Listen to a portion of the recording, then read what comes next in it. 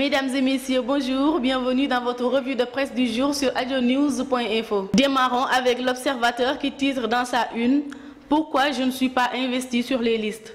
C'est dans un entretien avec le journal que Malick Gakou a expliqué les raisons de son absence sur les listes des locales. Le numéro 2 de l'Alliance des forces du progrès soutient ainsi qu'il n'a pas souhaité faire partie des listes pour les élections locales de par sa propre volonté. Selon lui, il faut que les gens comprennent qu'il y a plusieurs manières d'être au service de la ville et de ses populations. Sa décision de ne pas figurer sur les listes n'est donc pas la conséquence d'aucune pression ou compromis, déclare-t-il dans l'Observateur. À la une du quotidien, Amnesty épingle Macky. Figurant dans les libertés civiles et politiques consacrées dans la Constitution de 2001, le droit de manifester est souvent interdit depuis quelques semaines, nous dit l'Observateur. Le droit de marche est constitutionnalisé.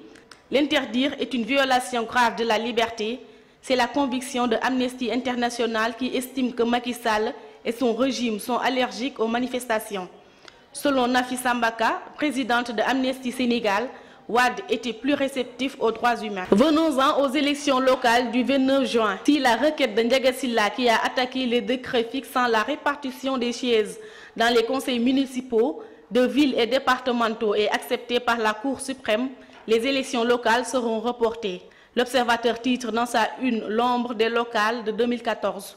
En effet, le fait d'avoir accepté la liste de Touba qui ne respecte pas la parité est une violation de la loi. C'est ce que dénonce l'expert électoral Ndiaga Sylla qui demande à la Commission électorale nationale autonome de trancher.